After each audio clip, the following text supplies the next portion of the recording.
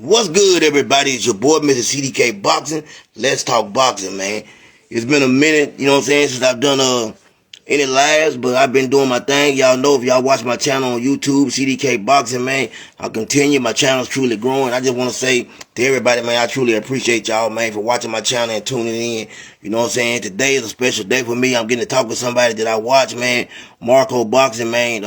If you can't check him out on Instagram, check him out on YouTube. He got some great interviews, and he's one of the people that motivates me to want to do this, man. And I just been watching his interviews and saying to myself, man, I just need to get those opportunities, man. He's truly blessed. So this is what I'm on right now. This is what I'm doing. So everybody just give me a second, man. Once he comes in here, we're going to get this thing cranking. And we're going to talk some boxing. There's a lot of things going on in boxing right now. You know what I'm saying? A lot of subjects. A lot of things I want to discuss with him and see how he feels about it. So y'all give me a second.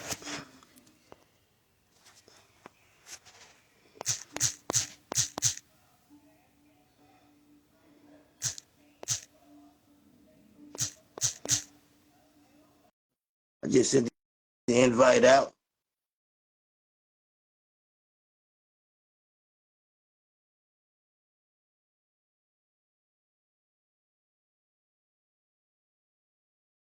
I just sent you an invite. Okay, here we go.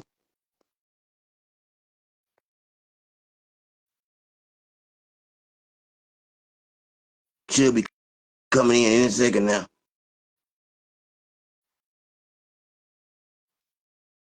Let me try it again.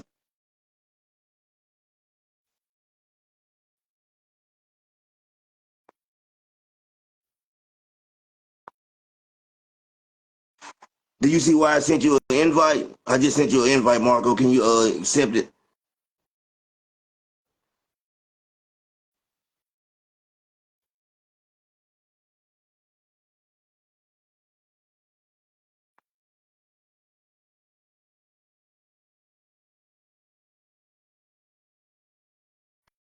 I just sent you another invite.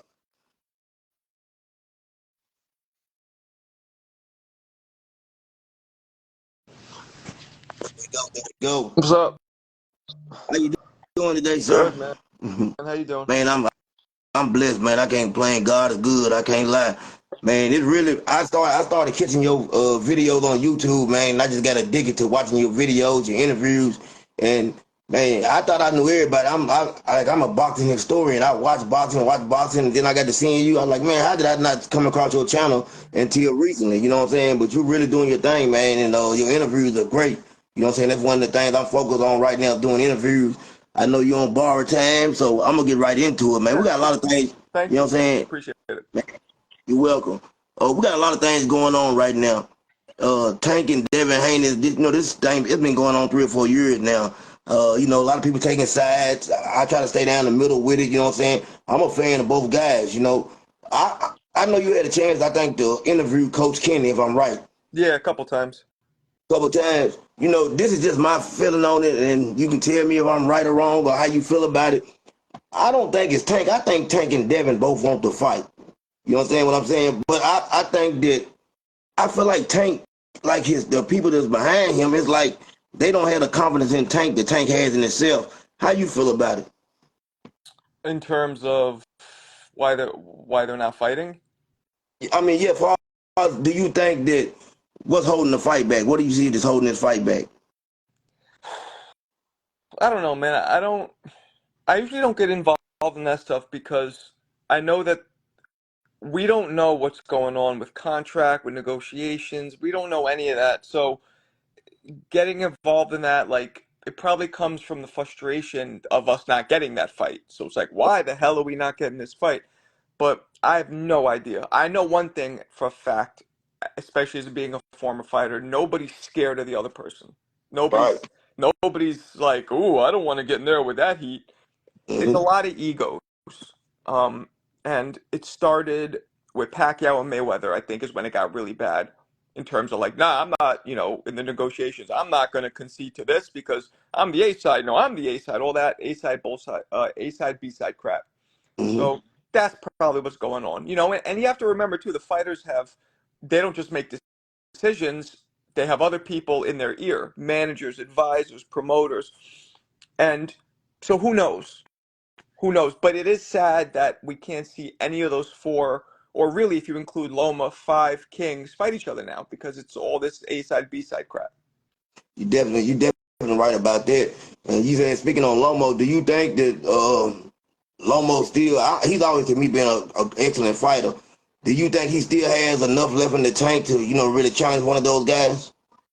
Yeah, I mean, he's 35, but for him, it's an old 35 because he's been, what do you have, like 300, 400 amateur fights? I think it's 400 Right, at 300. So he has a lot of mileage on him. Um, so he's even looking to me like he's losing a step. Like it's starting to catch up to him all the years, boxing. Because no matter how good you are, those head blows in sparring, the majority of mileage is sparring. People don't realize that. It's right, not really the fights, it's sparring. So he's probably still pretty good because look how easy Devin beat Regis, right? And Loma and Devin was such a close fight. So it shows you how good Loma still is. right. Uh, yeah, you're definitely right about that. But do you think that Devin was the same fighter at 135 that he is now at 140? Because to me it looked like Devin was killing himself to make 135. So you think I don't think Lomo could come up to 140. I just think 135 is his limit. But do you think the fight would have played out differently at 140? Most fighters don't get stronger as they go up in weight. Most fighters' punching power doesn't get harder, but Devin seems like it has, which is Hmm. is rare. So he might be that exception where he's getting stronger, not draining himself. He's a tall, he's about 5'10", which for 135, 140 is pretty tall. Right. Um, so yeah, I think he's getting stronger. Okay, yeah, that's what I see too. Looked like to me, Devin, when he fought Regis, it was like he was a whole different fighter. You know what I'm saying? And it kind of surprised me. What do you think, really went wrong for Regis in that fight? He was just outboxed by a faster, uh, longer, smarter fighter. He was just outboxed. He Regis was. I don't want to say one dimensional because he's not one dimensional, but Devin was able to exploit all of his weaknesses, and stylistically, it was just the matchup was a nightmare for Regis. It definitely was. I seen where Antonio Tarver said it had a lot to do with footwork. You know what I'm saying? As far as what he's seen, you know what I'm saying? I definitely agree with that. You know what I'm saying? Like I Well, said, Devin just looked different well, to me. Devin had the fast twitch muscle, and the reflexes to jump on the openings the second he saw them, and he saw a lot of openings. So like when you're a fighter, you have to see the openings. You have to know how to identify the openings, but then you also have to be fast enough to actually land. And Devin was able just the whole time. You just saw he was moving, and when he saw an opening, boom, and then he would just jump right back out. Devin, one thing about Devin is he's very comfortable staying at his range. You don't see him doing much inside fighting. You don't see him he's at his range and he's able to keep it at his range for most of the fight. And at his range, he can hit, but he can't really be hit. Right, definitely. You're definitely right about that. We got Teofimo Lopez and Jermaine Ortiz coming up. I've seen a few of Jermaine Ortiz fights. How do you see that fight playing out? I don't really know much about Jermaine Ortiz. Right. I don't even think I've ever seen him fight. It's weird. I'm a big boxing guy, but there's certain fighters like I never saw Virgil Ortiz fight until recently. Some Oh, clip. Yeah, because he's been inactive, so I don't know much about Jermaine Ortiz. Do you think he has a chance? uh, I watched the Lomo fight with him, and it's hard to say. The thing that I about Teofimo Lopez, you never know how he's gonna come in there. Like Teofimo Lopez to me has many dimensions as a fighter, but sometimes when a fighter is not a big name, it seems like he doesn't get up for the fight. Like he's a different fighter. I'm with That's you. what I see. You I know what I'm think saying? I think Tiafimo on any given night when he's sharp, he could beat all of them. Right. He has Definitely. that in him. He has that skill in him. Yeah, I definitely agree with that. I think when he, like you said, when he's focused, Teofimo Lopez, I think, what I'm saying, that weight class, he's going to be hard to beat for anybody. And I did, somebody that's been making a lot of noise in the division, Cerebral Matia. How do you Hmm. feel about him? Yeah, he's scary. Um, yeah, he's scary. He's the last fight he had against that Russian kid who was hitting him with some shit I've never seen, like some hard punches, man. Oh, because they were both, I think, undefeated, both with all knockouts. Um, and Matias showed that he has a chin. He showed that he has a strong will, and then of course he showed that he's just relentless. Like he is relentless, and he has power. He's not really one punch knockout power. It looks like he just chops you down, chops you, and yeah, he can give any of those guys a run. He's just, I guess the one thing is defense is could be a little tighter because it's good that he could take those punches, but he shouldn't have to take them as much. You know what I'm saying? Move a little. Yeah, Don't just have everything bounce off your head, or he did a lot of the up guard where he's picking off some of the shots with his hands and forearms, but that wears you down a little bit as well, a lot more so than just making the guy miss completely. definitely. And that's the only problem I have with him. I feel like if he gets in there with a Teofimo Lopez or Devin Haney and he can't get him out of there, I think they outbox him. That's what I see. You It's know what I'm saying? I possible. just think they outbox him. He Yeah. has the power, like you say, he doesn't have that one punch knockout power. Right. But he does definitely have everything it takes. Like he's gonna come forward.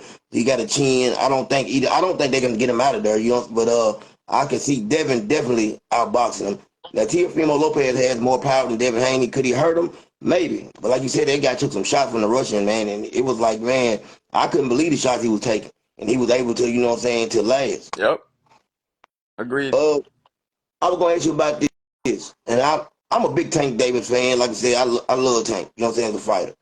But they're talking about him fighting against his name Ryo next. It's like I heard it this morning. Oh, Uh, Rayo, how, yeah.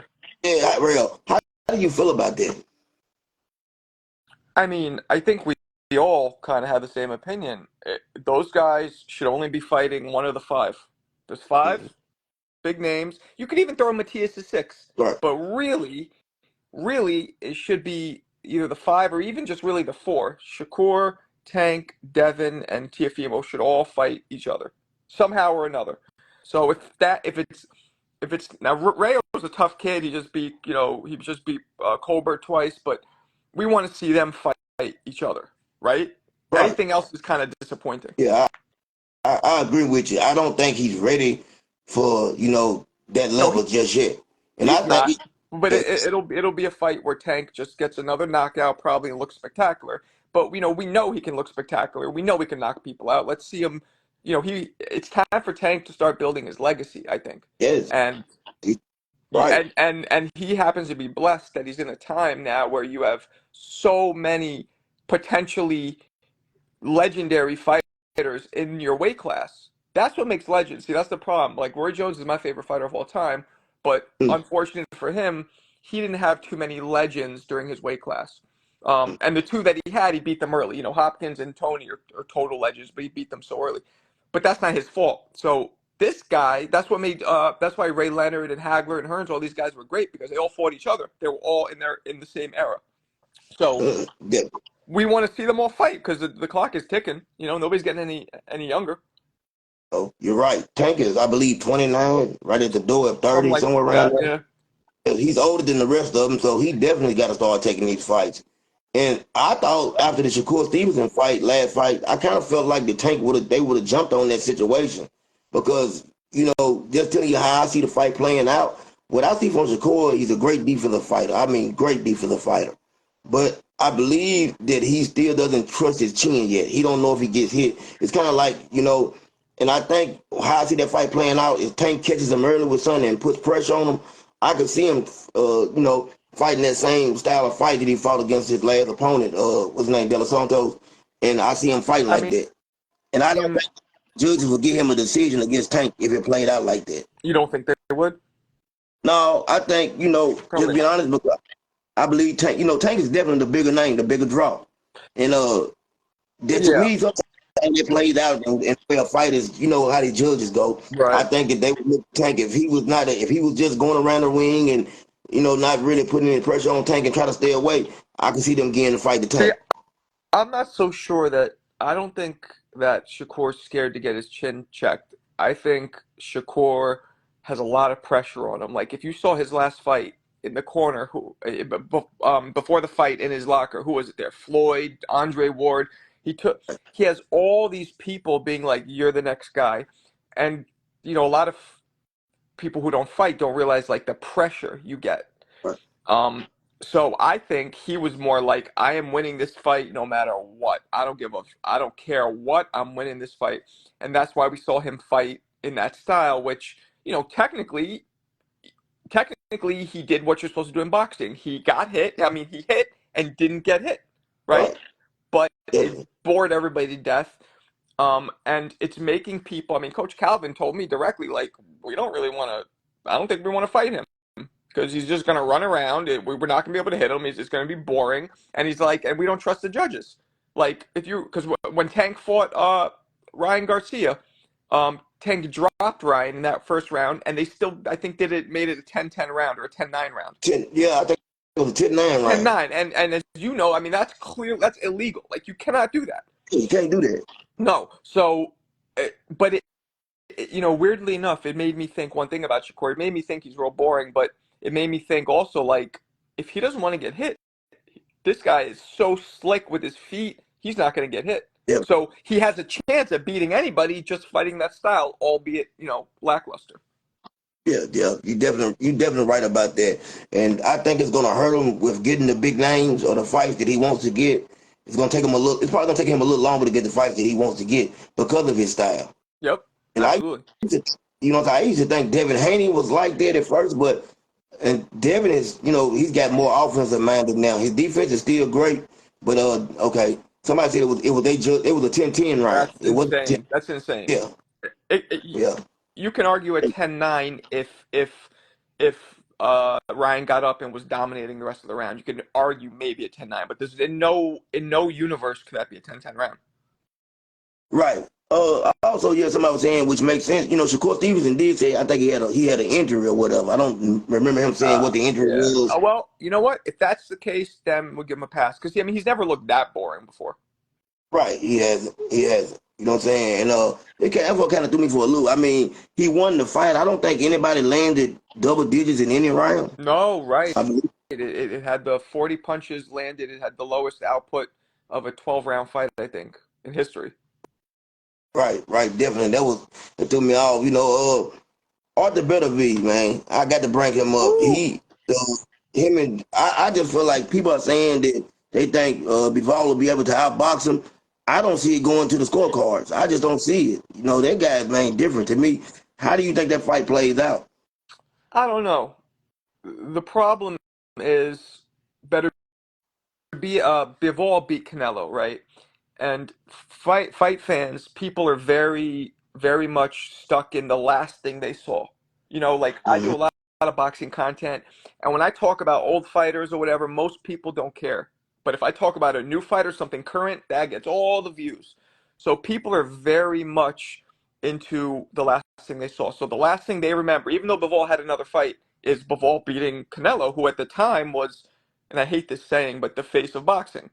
So just because of that alone, so many people think Bivol can beat Beterbiev. They say Beterbiev's flat-footed. He gets hit too much, and all that might be true. But a lot of fighters get hit a little more than usual when they feel the punch. They get it. They get a feel for the fighter, and they know they can handle it, and they know that they got to take a couple to give a couple. And Beterbiev is excellent. Like in the last fight that where he beat Calum, the punch that started the end, which wobbled him, was Beterbiev let Calum hit him with a jab, and he came right over the top with a straight right.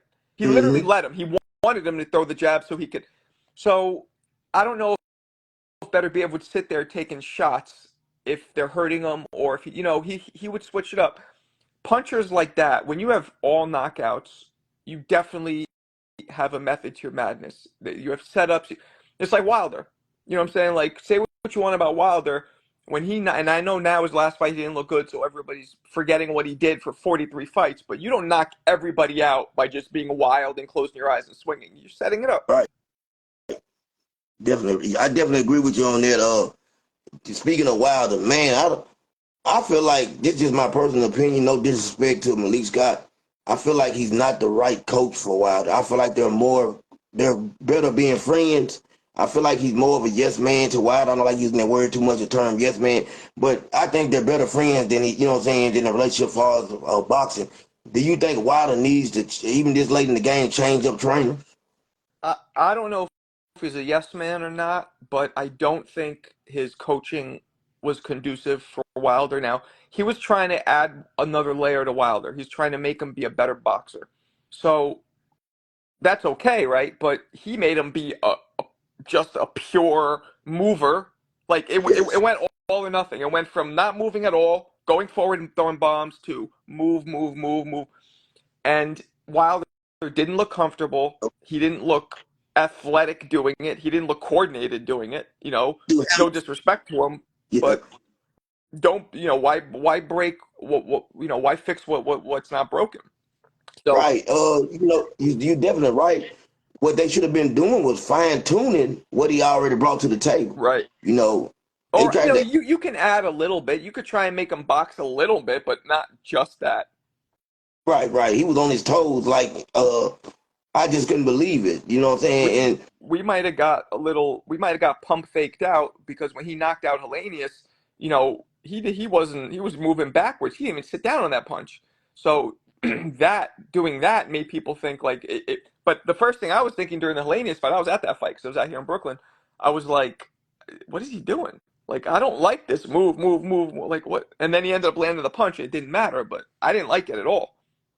Okay, so you already seen kind of the writing on the wall. You could already see him trying to implement that style. Yeah, and yeah, that's right. What Future just said, his legs are so skinny, which Oh my! you know, I don't think it I matters. told It looks goofy, but it doesn't. He still hits hard, so it doesn't really make a difference.